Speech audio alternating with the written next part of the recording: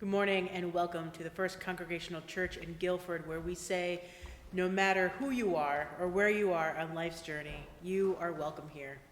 This morning is the second Sunday of Easter, and in the live service, myself and our interns, Rachel Sauls and Clara Sims, will be sharing reflections. But this morning, I would like to give us an overview as to why we're taking three separate passages together in one set. But before we dive into that, I would like to invite you to gather yourself into one spot, to let yourself be here in these moments, to not think too far ahead or regret too much in the past, but to allow yourself time to be with the people you are with, to be with us here in worship, to just be in the presence of the divine, listening to what God might have to say for you this morning. And so today, we breathe in the breath of God, we breathe out the love of God. And we come into a time of listening and wondering and learning together. So this morning we're going to look at three different stories from the Gospels of Jesus appearing to his followers after the resurrection. And I don't know what that means. I don't know if Jesus was bodily in form or spirit in form, or if all the disciples were there every time, or what the mechanics of this is. I'm deeply, deeply comfortable with the mystery of that. And so I invite you into that mystery as well. But I do know there's a lot to learn from these passages. And so we're going to start in the Gospel of Luke. In Luke 24, we read the story of two travelers walking from Jerusalem back home to Emmaus. It's about 7 miles. And these travelers, they are downtrodden and they are disappointed. They had hoped that Jesus was the Messiah that they had longed for, that he was going to overthrow the Romans and usher in a new age of freedom and prosperity for the Jews. But Jesus was crucified, and so he can't be the Messiah. He didn't do what they had hoped he was going to do.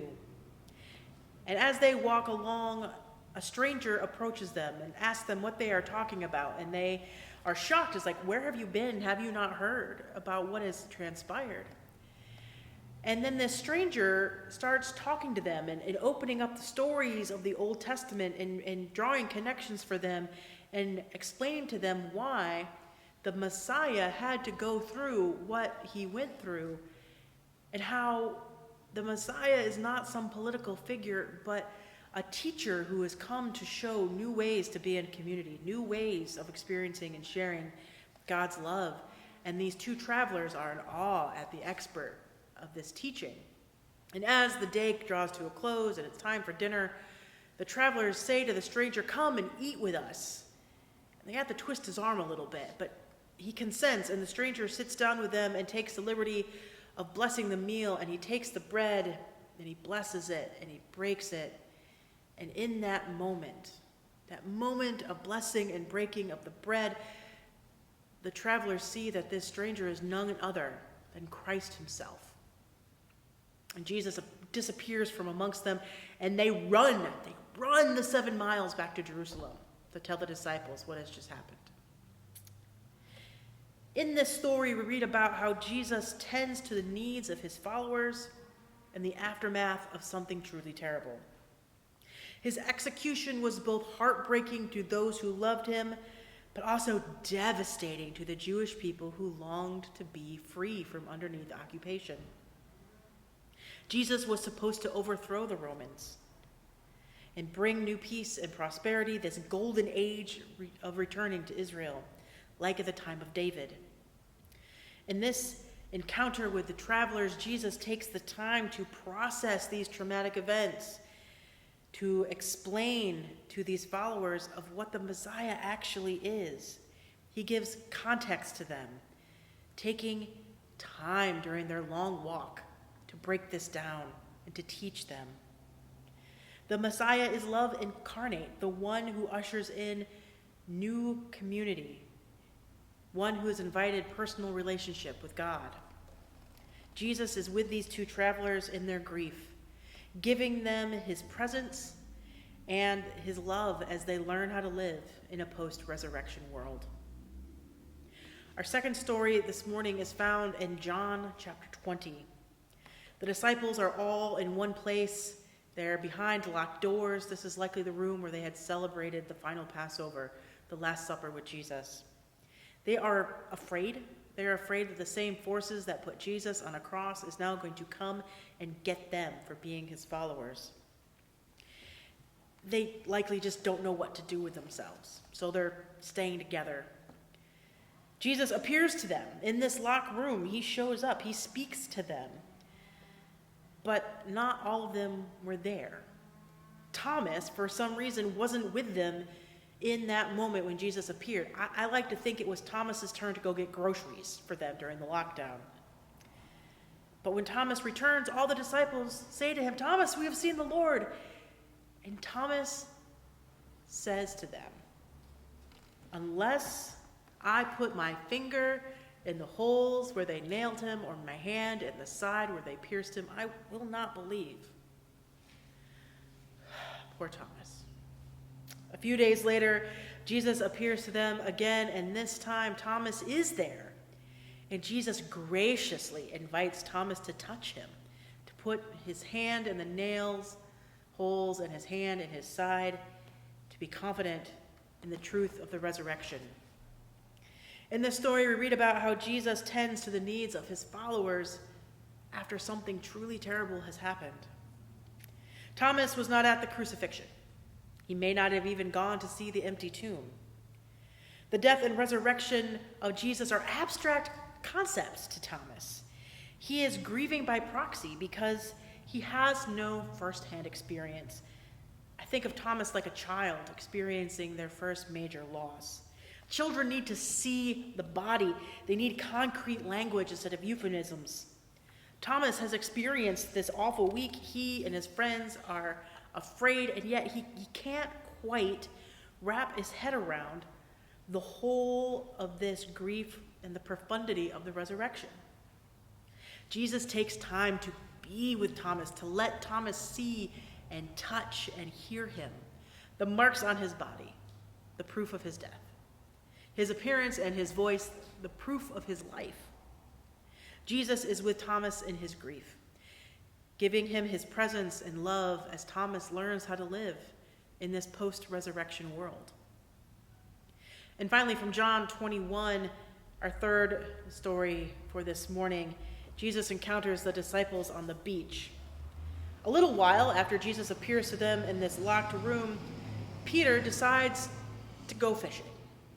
Several of the disciples join him in this expedition, and they fish all night, casting their nets, and they approach the shore in the morning, and they haven't caught anything all night long.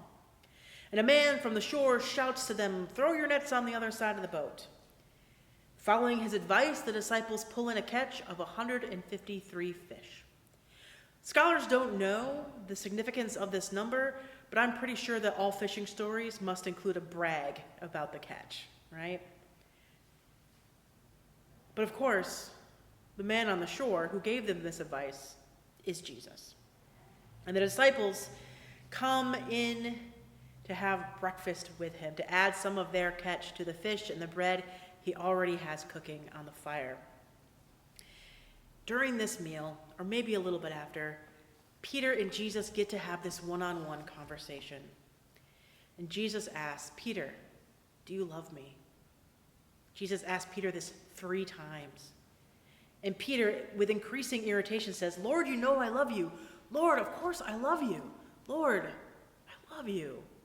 And each time Jesus answers, "Feed my sheep, tend my lambs," essentially saying to Peter, take care of my followers, take care of the church.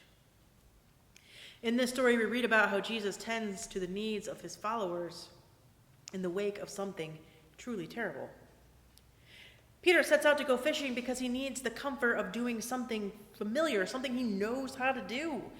He knows how to cast nets. He knows how to haul fish and sort them. He knows how to sail by night and do all this work. The other disciples join Peter, maybe just to get out of that room, or maybe because they too need this comfort. Many of them were fishermen. However, the very thing that's supposed to give them this familiarity, this sense of success, fails miserably. Maybe they have been disciples too long and no longer are great at being fishers of fish.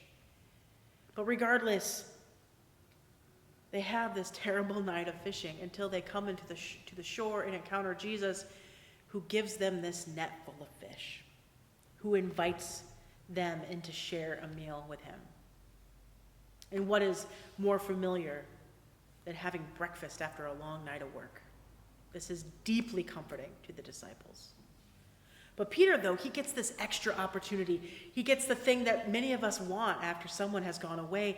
Peter gets this chance to reconcile. On the night in which Jesus was in trial, Peter denied knowing Jesus, being his follower, 3 times. And then Jesus is crucified. Peter never gets a chance to explain or to apologize. And so in this moment on the beach, Jesus gives him that moment. He doesn't make Peter grovel or even give a proper apology. He just accepts Peter's love and then gives him a job, tells him what to do next. 12 hours ago, this man was filled with regret and guilt without direction. And now, Peter has been reconciled and given a purpose. Jesus is with Peter in his grief, giving him his presence and love as Peter learns how to live in this post-resurrection world.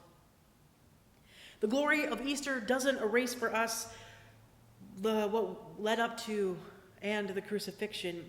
Yes, we are given hope that God's love cannot be overcome by the forces trying to deny and destroy it. We are not alone in our attempts to hang on to the hope that we are given with the empty tomb.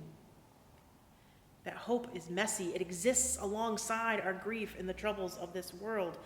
And Jesus embodies that hope, God's love, and is there for us, being with us, healing us, showing us that this hope is tenacious and God's love remains undefeated. In each of these stories from the Gospels, we see examples of how God's presence gives us exactly what we need to persevere.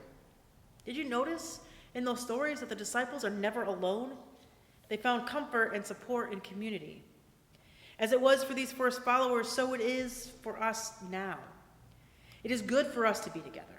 In this community, we are free to share our burdens, tell stories, to break bread. Jesus is present as we minister to each other, sharing grief and joy, sorrow and celebration. Jesus is present in and among us. God's love is here and now, growing and thriving, defiant in the face of all that would want to destroy it. As we work to heal this earth, God's love is here. As we listen to people from the margins and work for their dignity, God's love is here. As we pray for each other, God's love is here. That is how we exist in a post-resurrection world, supported by tenacious hope and empowered by God's undefeated love. Dearly beloved, if we are certain of anything, may we be certain of that. Amen.